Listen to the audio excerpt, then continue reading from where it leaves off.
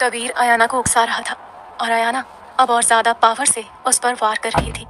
कबीर उसकी fighting skill से काफी इम्प्रेस था, लेकिन फिर भी कबीर की स्किल के आगे अयाना कुछ भी नहीं थी। अयाना का गुस्सा इतना ज्यादा था कि वो अपने सामने खड़े इस इंसान को अभी इसी वक्त खत्म कर देना चाहती थी। वो एक जोरदार आखिरी अटैक करती है और उसकी लात कबीर के सीने पर लग जाती है। कबीर अपना बैलेंस खो देता है और 4 कदम पीछे हो जाता है। वो गिरने ही वाला होता है, लेकिन एकदम से खुद को संभाल लेता है। अयाना का अटैक देखकर कबीर उसकी तरफ देखकर एक तिरछी सी मुस्कान के साथ बोलता है, इम्प्रेसिव। अयाना डार्क और गुस्से भरी आंखों से कबीर को ऐसे देख रही थी जैसे अभी उसे कच्चा चबा जाएगी, पर वो इतनी ज्यादा थक गई थी और उसकी सांसें बहुत तेज हो गई थी। कबीर अपने हाथ झटकते हुए अयाना से बोलता है, इसी तरह प्रैक्टिस करती रहो, एक दिन तुम जरूर वो कर पाओगी जो तुम करना चाहती हो। कबीर अपनी पानी की बोतल लेता है और अयाना की तरफ बढ़ा देता है। अयाना मुंह फेर कर अपने पानी की बोतल के पास जाती है और पानी पीने लगती है। कबीर उस बोतल से खुद पानी पीने लगता है और थोड़ा सा अपने चेहरे पे, अपनी बॉडी पर भी गिरा लेता है, जैसे वो पानी की ठंडक को महसूस कर पा रहा हो। पानी पीते हुए जब अयाना की नज़र कबीर पर पड़ती है तो उसकी वो हरकत कबीर को और भी ज़्यादा सेक्सी बना देती है। कबीर की बॉडी वाकई में ज़बरदस्त थी, इस बात में कोई भी शक नहीं था, लेकिन उसकी बॉडी में एक अजीब सी चीज़ थी जो अयाना के अटेंशन को अपनी तरफ खींच लेती थी, और वो थे कबीर की बॉडी पर हल्के हल्के से कुछ निशान, छोटी छोटी जगह पर छोटे छोटे से कुछ निशान। अयाना सोच रही थी, ये निशान किस चीज़ के हैं? देखकर तो ऐसा लग रहा है जैसे गोलियों के निशान हैं। क्या ये सच में गोलियों के थे? ये हो भी सकता है और नहीं भी। डेविल हर किसी से पंगा लेता है। जाहिर सी बात है, ना जाने कितने लोग होंगे जो डेविल को खत्म करने पर तुले होंगे। उनमें से किसी ने दिए होंगे इसे तोहफे। मतलब दूसरों को बेरहमी से बिना एक सेकंड भी सोचे ये गोली से उड़ा देता है। इस बार गोली तो चली ही होगी। कबीर ने उसे सोच में डूबे देखते हुए पूछा, क्या हुआ, ऐसे क्या देख रही हो? अयाना जवाब दे दी, तभी गौतम वहां आ गया। उसके चेहरे पर बहुत ज्यादा सीरियस एक्सप्रेशंस थे। उस पर नजर पड़ते ही कबीर ने कहा, अरे यार प्लीज, इस वक्त कोई बैड न्यूज मत सुना देना। वर्कआउट के वक्त मुझे मूड खराब करना बिल्कुल पसंद नहीं। लेकिन गौतम आगे बढ़ते हुए कबीर से बोला, बॉस, कुछ बहुत ज्यादा इंपॉर्टेंट है। It's about Samaira. समायरा? कबीर के एक्सप्रेशन से एकदम से सीरियस हो उठे। गौतम बोला, जी बॉस, मेरे साथ आइए। कबीर गौतम के साथ साइड में चला गया। दूसरी तरफ कबीर से काफी दूर अगस्त्या भी एक जरूरी काम से निकला था। काली रात में एक सुनसान सी सड़क पर एक बड़ी सी काली गाड़ी पहुंचती। चारों तरफ सन्नाटा था। वहां पर एक और गाड़ी खड़ी हुई थी। अगस्त्या अपनी गाड़ी से बाहर निकलता है और पहले से खड़ी हुई उस गाड़ी की तरफ धीरे धीरे बहुत डार्क एक्सप्रेशंस के साथ अपने कदमों को आगे बढ़ाता है। उस गाड़ी के बिल्कुल करीब होकर 5-6 लंबे चौड़े हट्टे कट्टे ब्लैक यूनिफॉर्म में खड़े गार्ड्स को देखता है। उनके सामने एक आदमी घुटने के बल बैठा हुआ था और उसके हाथ पीछे की तरफ बंधे हुए थे। उसका थोबड़ा देखकर लग रहा था कि उसकी बहुत अच्छे से मरम्मत की गई है, यानी कि उसे बुरी तरह से मारा पीटा गया है। जगह जगह से खून निकल रहा था, चोट लगी हुई थी। ऐसे में उस आदमी के मुंह से सिर्फ यही शब्द निकल रहे थे, मुझे जाने दो, प्लीज मुझे जाने दो, मुझे मत मारो। अगस्त्य जब अपनी गाड़ी से निकलकर उनकी तरफ आया तो अगस्त्य का चेहरा देखकर उस आदमी के रोंगटे खड़े हो गए। उसके चेहरे पर हॉरिफाइड एक्सप्रेशंस आ जाते हैं। उसका शरीर कांपने लगता है, गला सूखने लगता है और माथे पर पसीना आ जाता है। ये वही आदमी था जिसने समायरा को जहर दिया था, जो घर में इलेक्ट्रिशियन बनकर घुसा था। वो अगस्त्या के सामने गिड़गिड़ाने लगता है, मुझे छोड़ दो प्लीज, मुझे छोड़ दो, मुझसे बहुत बड़ी गलती हो गई, मुझे जाने दो। अगस्त्या की आंखें और भी ज्यादा डार्क हो जाती हैं। किसके कहने पर ये सब कुछ किया तुमने? मुझे बस उसका नाम बताओ। वो आदमी अगस्त्या से बोला, मुझे ये काम करने के पैसे मिले थे, प्लीज मुझे माफ कर दीजिए। अगस्त्य और भी ज्यादा डार्क एक्सप्रेशंस के साथ बोला, मैंने पूछा किसके कहने पर ये सब किया था तुमने, उसका नाम बताओ। अगस्त्य अपने दांतों को पीसने लगता है। उसका गुस्सा देखकर नीचे बैठा आदमी इतना डर गया था जैसे उसने अपनी मौत को सामने देख लिया हो। अगस्त्य को इतना तो कंफर्म था कि ये आदमी जरूर किसी और के इशारे पर यह काम कर रहा था, क्योंकि भला इसे समायरा को मारकर क्या फायदा होने वाला था। वो आदमी हिम्मत करते हुए बोला, पीयूष, पीयूष नाम है उसका। ये नाम सुनते ही एकदम से अगस्त्या का दिल बैठ जाता है। वो 2 कदम पीछे हो जाता है। वो शॉक था क्योंकि उसने ये नाम बिल्कुल भी एक्सपेक्ट नहीं किया था। फिर से उसके एक्सप्रेशंस बहुत ज़्यादा टेरेबल हो जाते हैं। वो इतनी ज़ोर से अपने हाथों की मुट्ठियाँ बांधता है कि उसके हाथों की नसें, उसके माथे की नसें पॉप आउट होकर दिखाई देने लगती है। अगस्त्य उस आदमी से बोला, कहाँ है वो, बताओ मुझे, कहाँ छुप कर बैठा है वो? अगस्त्य इस वक्त इतना गुस्से में था कि अगर पीयूष उसके सामने खड़ा होता तो उसके सीने में हाथ डालकर उसका दिल सीने से बाहर निकाल देता। वो आदमी घबराई सी आवाज में बोला, मुझे इस बारे में कुछ नहीं पता। वो बस मुझे फोन करते थे। उन्होंने पेमेंट भी ऑनलाइन नहीं किया, किसी के हाथों से पैसे भिजवाए थे। मैं तो पैसे लेकर ये काम करता हूँ। मुझे कुछ नहीं पता कि आदमी कौन है, कहाँ रहता है। इसने मुझे बस पैसे देकर काम करने को बोला और मैंने कर दिया। अगस्त्य उस आदमी से बोला, क्या तुम्हारे पास अब भी उसका नंबर है? उस आदमी ने हाँ में सर हिलाया। अगस्त्य हल्के से अपनी गर्दन हिलाकर बोला, great then, call him right now. Agastya अपने आदमी को कुछ इशारा करता है। उसका आदमी इशारे समझते ही उस आदमी के पॉकेट से उसका फ़ोन निकालता है और उसका बताया हुआ नंबर डायल करके उस पर फ़ोन लगा देता है। अगस्त्य नज़दीक आकर खड़ा हो जाता है। अगले ही पल फ़ोन रिसीव किया जाता है और सामने से जानी पहचानी सी आवाज़ सुनकर अगस्त्य का शक अब पूरी तरीके से यकीन में बदल जाता है। बेवकूफ़, मैंने तुमसे कहा था ना कि दोबारा मुझे फ़ोन मत करना। फिर क्यों किया है तुमने? तुम्हारे पैसे तो मिल गए हैं ना तुम्हें? सामने से जो आवाज़ आ रही थी वो पीयूष की थी। पीयूष ही था जिसने समायरा को मरवाने की कोशिश की थी। लेकिन क्यों किया उसने ये सब? नीचे ज़मीन पर बंधा हुआ वो आदमी कुछ बोलने ही वाला था कि तभी अचानक अगस्त्य फ़ोन अपने हाथ में लेकर बहुत ही ज़्यादा खतरनाक आवाज़ में बोला, हाउ कुड यू। अगस्त्य की आवाज़ सुनने के बाद दूसरी तरफ कुछ सेकंड तक घोर सन्नाटा छा जाता है। कोई भी आवाज़ नहीं आती। कुछ सेकंड के बाद दूसरी तरफ से हंसने की आवाज़ आने लगती है। अगस्त्य, तुम, what a pleasant surprise. Finally तुमने इस आदमी को पकड़ ही लिया। अरे यार, तुमने मेरा पूरा प्लान ही बर्बाद कर दिया। अगस्त्य गुस्से में अपनी मुट्ठियां कस लेता है। उसकी नसें और भी ज्यादा विजिबल हो जाती हैं। मैंने पूछा क्यों? वाई? दूसरी तरफ से पीयूष ने अपनी हंसी को रोकते हुए जवाब दिया, बहुत सिंपल सी बात है। तुम्हारी बहन अब मेरे किसी काम की नहीं थी, प्रॉब्लम बन गई थी। उसे खत्म करना जरूरी था और तुम्हारे सिर भी तो बोझ आ गया था ना। तो एक दोस्त होने के नाते सोचा कि तुम्हारा बोझ मैं थोड़ा हल्का कर देता। वैसे भी इस वक्त वो एक जिंदा लाश से ज्यादा कुछ भी नहीं है। अगस्त्य की आंखों में खून उतर आता है। उसके गुस्से का ज्वालामुखी ऑलमोस्ट फटने की कगार पर था। मैंने तुम्हें अपना भाई माना था। तुमसे इतना बड़ा धोखा मिलने की मुझे उम्मीद नहीं थी। I will not leave you Piyush, I will kill you. इस बात पर सामने से पीयूष की आवाज आती है, आई एम सॉरी यार, वो एक्चुअली क्या है ना कि मैं सिर्फ तुम्हारे डायमंड लेकर भागने वाला था। पर क्या है ना कि तुम्हारी बहन मुझे बहुत अच्छी लगती थी। काफी वक्त से नजर थी मेरी उस पर। सोचा जाने से पहले अपनी इस ख्वाहिश को भी पूरी कर लेता। इसीलिए बस सोचा तो था कि वो अब तक मर चुकी होगी, पर टाइम पर तुम पहुंच गए और उसे बचा लिया। But you don't worry, I know तुम गुस्से में हो, पर मैंने अपनी बहन को वहां छोड़ा है। शुभी, सुना है तुमने शुभी से शादी कर ली? कंग्रेट्स यार, अब तो तू मेरा जीजा बन गया। अगस्त्य के गुस्से का कोई ठिकाना नहीं था। सामने से पीयूष की काफी सीरियस आवाज आती है, तुम्हें क्या लगता है मैं अपनी बहन को वहां पर छोड़कर चला गया या फिर उसे अपने साथ लेकर नहीं गया? नहीं अगस्त्य, मैंने शुभी को जानबूझकर वहां छोड़ा है। तुम्हारा गुस्सा भी तो किसी को झेलना था ना। और वैसे भी मेरे लिए वो कोई मायने नहीं रखती। अगर मेरे लिए कोई चीज मायने रखती है तो वो सिर्फ पैसा है और पावर। अगस्त्य इतना गुस्सा हो जाता है कि वो फोन को मुट्ठी में जोर से कस लेता है। दूसरी तरफ से उसे पीयूष के हंसने की आवाज सुनाई दे रही थी। गुस्से में वो फोन को जोर से जमीन पर फेंक देता है। फोन के टुकड़े टुकड़े हो जाते हैं। ये देख वो आदमी और ज्यादा घबरा गया। तभी अगस्त्य चिल्लाकर बोला, बस पीयूष खन्ना, अब तू अपनी आखिरी सांसें गिनना शुरू कर दे।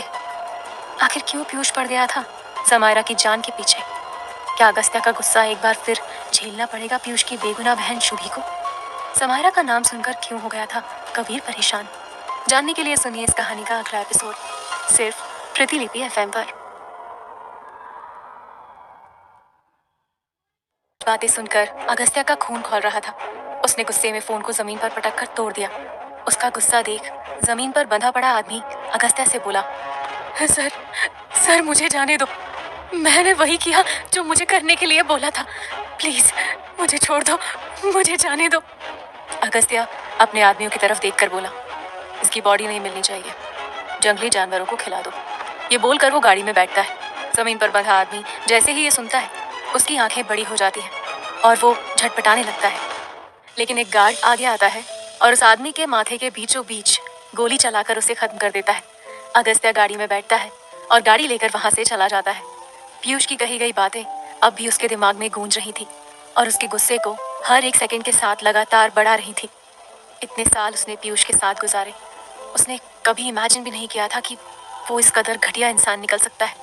उसका तो छोड़ो, उसने अपनी सगी बहन तक की परवाह नहीं की, उसे भी यहाँ पर छोड़ दिया अपने कर्मों की सजा भुगतने के लिए। सच अ रास्कल। अगस्त्या के सिर पर खून सवार हो गया था। एक चीज जो डेफिनेट थी कि अगर अगस्त्या उसके हाथ आ गया तो उसके इतने चिथड़े होंगे कि वो पूरे शहर के कुत्तों को बांटे जा सके। अगस्त्या गुस्से में घर पहुंचता है। कमरे में जाकर वो चीजों को तोड़ने फोड़ने लगता है। उसके गुस्से का ठिकाना नहीं था। शुभी भागती हुई रूम में आती है और रूम की हालत देखकर दंग रह जाती है। अगस्त्या का गुस्सा 7वें आसमान पर था। अगस्त्या ने पूरे रूम को तहस नहस कर दिया था। शुभी अगस्त्या के पास आकर बोली, अगस्त्या, ये सब क्या है? क्या हुआ है तुम्हें? अगस्त्या गुस्से में शुभी की तरफ देखे बिना ही आईने के सामने खड़े होकर बोला, चली जाओ यहाँ से। अगर अपनी भलाई चाहती हो तो मेरे सामने मत आओ। शुभी को समझ में नहीं आ रहा था कि अचानक अगस्त्या को क्या हुआ है। वो तो समायरा को जहर देने वाले का पता लगाने की कोशिश कर रहा था, फिर अचानक उसे ऐसा क्या पता लगा है जो उसका गुस्सा ज्वालामुखी की तरह खौल रहा है। शुभी ने घबराकर अपने आप से कहा, अगस्त्या का ऐसा रूप ये तो मैंने कभी नहीं देखा। अगस्त्या सामने आईने में अपना चेहरा देखता है जो कि लाल हो गया था और कांप रहा था। वो एक बार फिर से पीयूष की कही वो बातें याद करता है। जोर से अपने हाथों की मुट्ठी बनाकर वो आईने पर लगातार 4-5 मुक्के मारता है। आईना टूटकर बिखर जाता है और शुभी का तो पूरा बदन एकदम से कांप जाता है। उसने अगस्त्या को बहुत बार गुस्से में देखा था, लेकिन ये गुस्सा उसका कुछ ज्यादा ही खतरनाक लग रहा था। शुभी को काफी डर लग रहा था। अगस्त्या के गुस्से से वो कई बार बुरी तरह से शिकार हो चुकी थी। इसके बारे में सोचकर ही उसकी आत्मा थरथरा उठती है।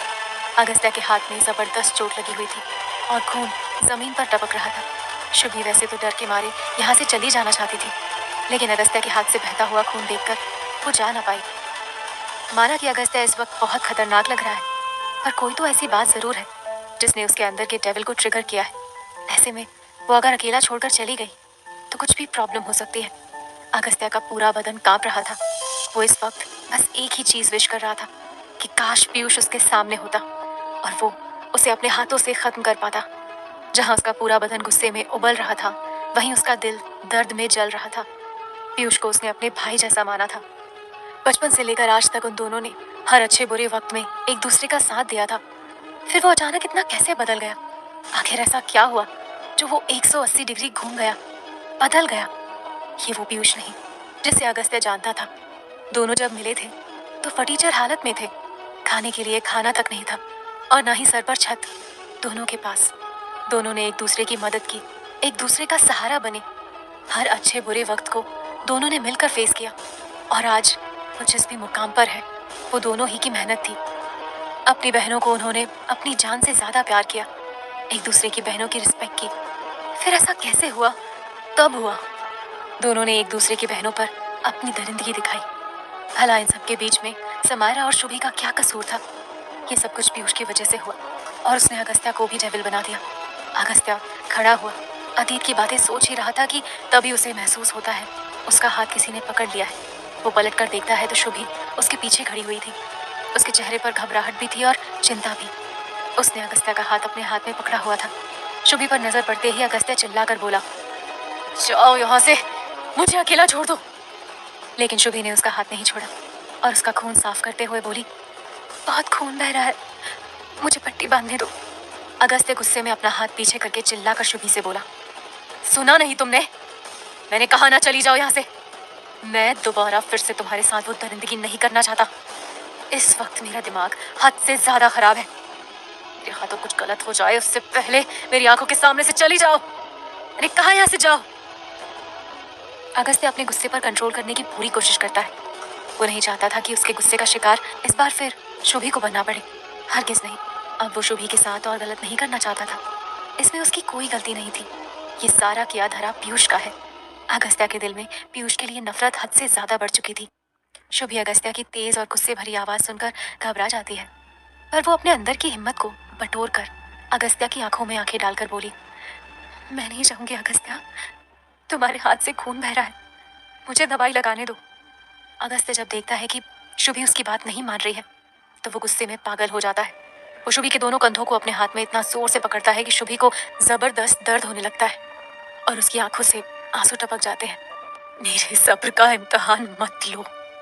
अगस्त्य एक एक शब्द पर जोर लगा रहा था, अपने दांतों को पीस रहा था, जो बता रहा था कि वो कितना ज्यादा पागल हो चुका है गुस्से में।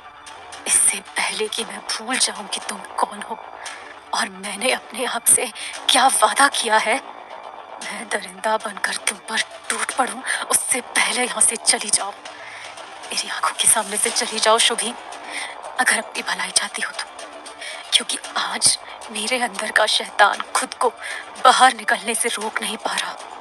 शुभी का बदन थरथरा जाता है। ऐसी क्या बात हुई है?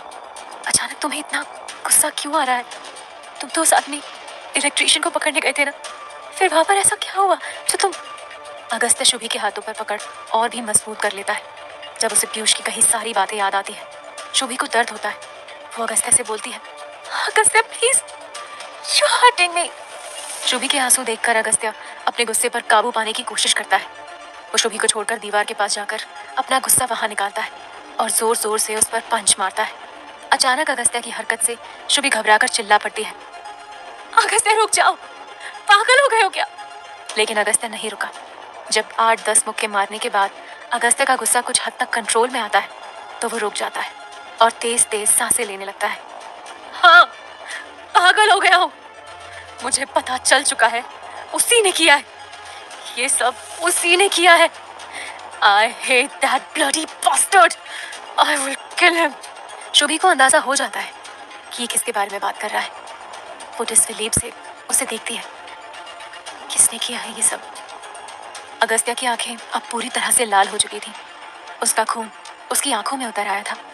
शुभी की आंखों में आंखें डालकर अगस्त्य दांत पीसते हुए बोला, पीयूष खन्ना, समायरा का रेप करके उसका मन नहीं भरा, जो अब वो उसकी जान के पीछे पड़ गया है। उसी ने भेजा था उसे समायरा को मारने के लिए, मेरी बहन को मारने के लिए। शुभी इतनी ज्यादा चौंक जाती है कि 2 कदम पीछे हट गई और चीख कर बोली, नहीं, ऐसा नहीं हो सकता, तुम झूठ बोल रहे हो। अगस्त्य गुस्से में शुभी की तरफ देखता है।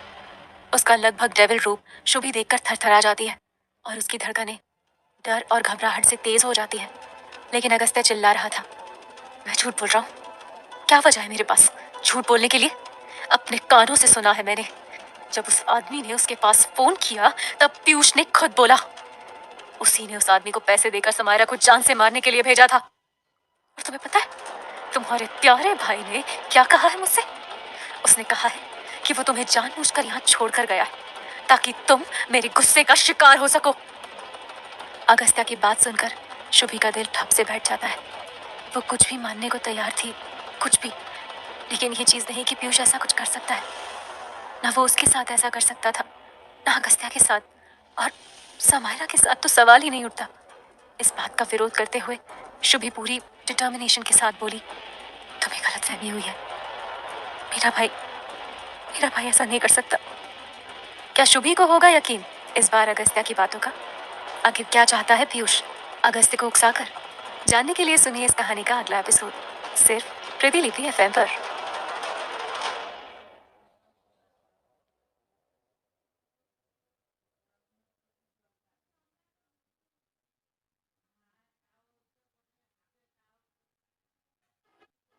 पीयूष से बात करने के बाद अगस्त्य गुस्से से पागल हो उठा था। वो अपने आप को नुकसान पहुंचा रहा था। जब शुभी ने उसे रोकने की कोशिश की तो वो शुभी को उसके सामने से हटने के लिए कहने लगा। आखिरकार शुभी को जब उसके गुस्से की वजह पता चली तो शुभी उसकी बात पर यकीन ही नहीं कर पाई। अगस्त्य चिल्ला चिल्ला कर कह रहा था कि पीयूष ने ही समायरा को मारने की कोशिश की है। शुभी ये बात बिल्कुल नहीं मानती कि पीयूष ऐसा कुछ कर सकता है। ये देखकर अगस्त्य का दिमाग खराब हो जाता है। शुभी के पास अपने कारण थे। वो इस चीज में उलझी हुई थी कि अगर दोनों पीयूष और समायरा एक दूसरे से प्यार करते थे तो पीयूष उसके साथ ऐसा क्यों करेगा? अपने भाई को वो बचपन से जानती थी। जिस भाई ने उसे प्रिंसेस की तरह पाल पोस कर बड़ा किया, उसे नहीं पता था कि उसके माँ बाप कौन थे। उसने कभी नहीं देखा जब उसने अपना होश संभाला, सिर्फ अपने भाई को ही अपनी जिंदगी में पाया। उसके भाई ने उसके लिए उसके माँ बाप की कमी पूरी की। उसने देखा है अपने लिए अपने भाई का प्यार। जब उसकी तबीयत खराब होती थी तो कैसे वो रातों को जाग जाग कर उसका ख्याल रखता था। पीयूष को खाना बनाना नहीं आता था, पर सिर्फ उसके लिए उसने खाना बनाना सीखा।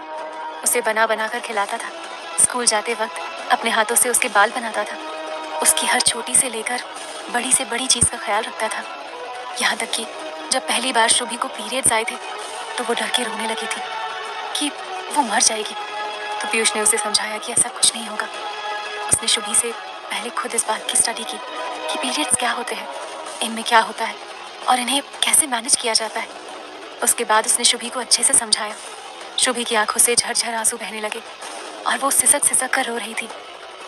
जिस भाई ने जिंदगी भर मुझे इतना प्यार सम्मान दिया, वो भाई गुनहगार कैसे हो सकता है? मैं तुम्हारी बात नहीं मान सकती, बिल्कुल भी नहीं, किसी भी कीमत पर नहीं। अगर भगवान भी आकर मुझे ये बोले तो भी मैं नहीं मानूंगी।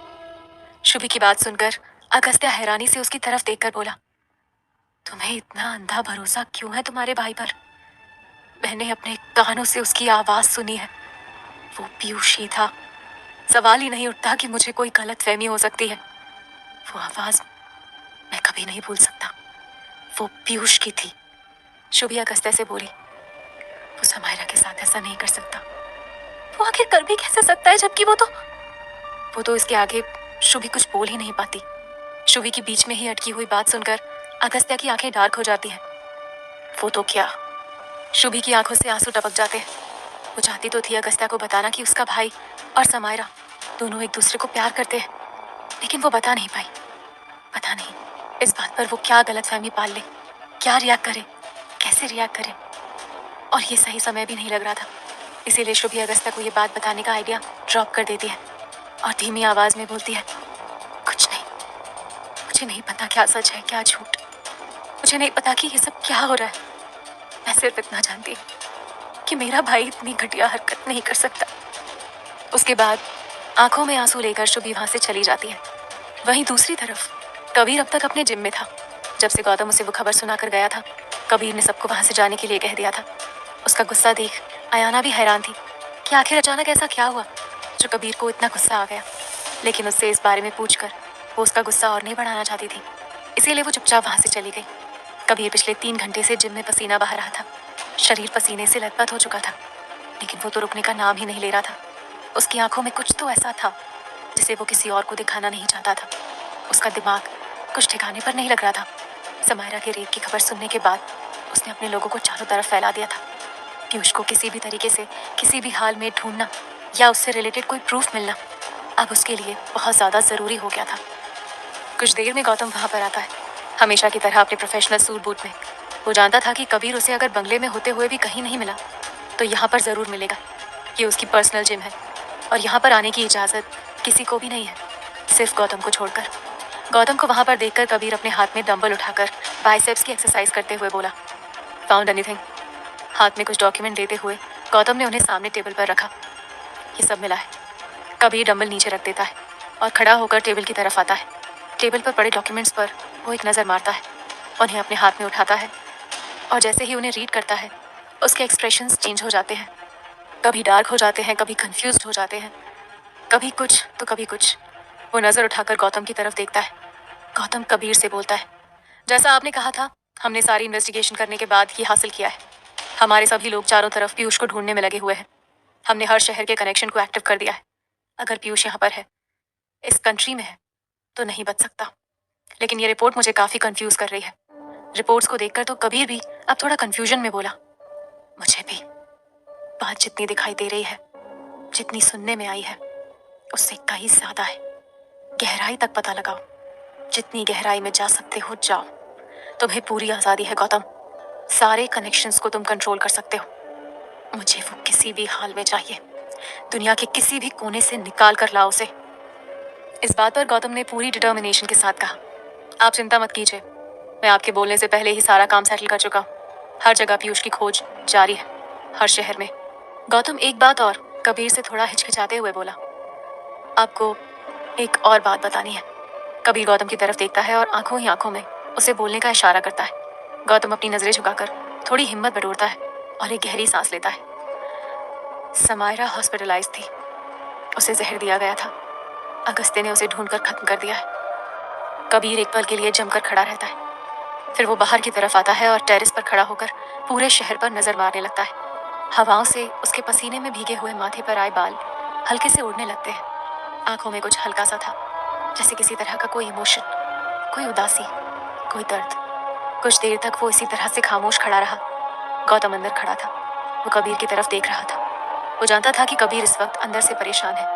अपने इमोशंस को वो कभी किसी को नहीं दिखाता, क्योंकि वो इमोशंस को हमेशा ही अपनी कमजोरी मानता है। दुनिया को दिखाता है कि वो बहुत बड़ा डेविल है और उसमें रहम नाम के, इमोशन नाम की कोई चीज़ नहीं है। लेकिन इमोशंस तो डेविल में भी होते हैं ना। अपने बहन की रेप की खबर सुनकर कोई भी भाई तड़प उठेगा। कबीर भी तो भाई था समायरा का, तो उसे तकलीफ कैसे नहीं होती। कबीर एक जगह पर पहुंचता है। वो गाड़ी खोलकर बाहर निकलता है। वो शहर के बाहर की तरफ एक जगह थी, जहां पर बड़े से समुद्र के सामने खड़ी सड़क पर पहले से ही एक गाड़ी मौजूद थी और एक आदमी गाड़ी का सहारा लिए सिगरेट फूंक रहा था और समंदर की लहरों को देख रहा था। कबीर गाड़ी से निकलकर गाड़ी का दरवाजा बंद करता है और अपनी पैंट की पॉकेट में अपने दोनों हाथों को डालकर धीरे धीरे चलकर उस आदमी के पास जाता है। वो कोई और नहीं, अगस्त्य था। हाथ में पट्टी बांधी हुई थी, चेहरे पर हमेशा की तरह कोल्ड एक्सप्रेशंस थे, जिनके साथ वो समंदर की लहरों को देख रहा था और हाथ में जल रही सिगरेट की कश ले रहा था। कबीर उसके बगल में जाकर खड़ा हो जाता है और दोनों ही समंदर की लहरों को देखने लगते हैं। बड़ा अजीब सा बॉन्ड था दोनों भाइयों के बीच में। एक दूसरे की शक्ल भी नहीं देखना चाहते थे और एक दूसरे को भाई भी कहते थे। अगस्त्य अपनी सिगरेट को बिना कबीर की तरफ देखे ही उसकी ओर बढ़ा देता है। कबीर भी बिना कुछ बोले उसके हाथ से सिगरेट लेकर फूंकने लगता है। समंदर की लहरों की आवाज़ वातावरण में गूंज रही थी। कुछ देर चुपचाप खड़े रहने के बाद कबीर ने कश लेकर धुएं को हवा में छोड़ दिया और अगस्त्य से बोला, how is she? Better, still in coma. Agastya stressed आवाज में जवाब देता है। उसके बाद कबीर ने अगस्त्य से पूछा, Why didn't you tell me this before? About her rape. ये बोलकर कबीर फिर से सिगरेट का कश लेता है। अगस्त्य समंदर की तरफ देखते हुए अपने हाथों को अपनी छाती पर क्रॉस रखे हुए कोल्ड एक्सप्रेशंस के साथ बोलता है, इससे तुम्हें क्या फर्क पड़ता है? She is my sister, not yours. उसके बाद दोनों के बीच खामोशी छा जाती है और ऐसे ही चुपचाप खड़े समंदर को शोर करता हुआ देखते हैं। थोड़ी देर बाद कबीर ने सिगरेट की आखिरी कश ली और उसे रेत पर फेंक कर अपने जूते की नोक से बुझाते हुए बोला, समायरा मेरी भी बहन है, तुम मानो या ना मानो, और हाँ, उसके लिए मेरे दिल में फिक्र है। अगर उसे कुछ हुआ तो मुझे फर्क पड़ता है। इतना कहकर कबीर अगस्त्य की तरफ देखे बिना ही वहां से चला गया। अगस्त्य चुपचाप ठंडी रेत पर बैठ गया। वो चीख चीख कर रोना चाहता था, लेकिन उसका दिल जैसे पत्थर का बन चुका था। क्या समायरा की फिक्र ले आएगी दो भाइयों को करीब? क्या अगस्त्य से पहले कबीर खोज लेगा पीयूष को? जानने के लिए सुनिए इस कहानी का अगला एपिसोड।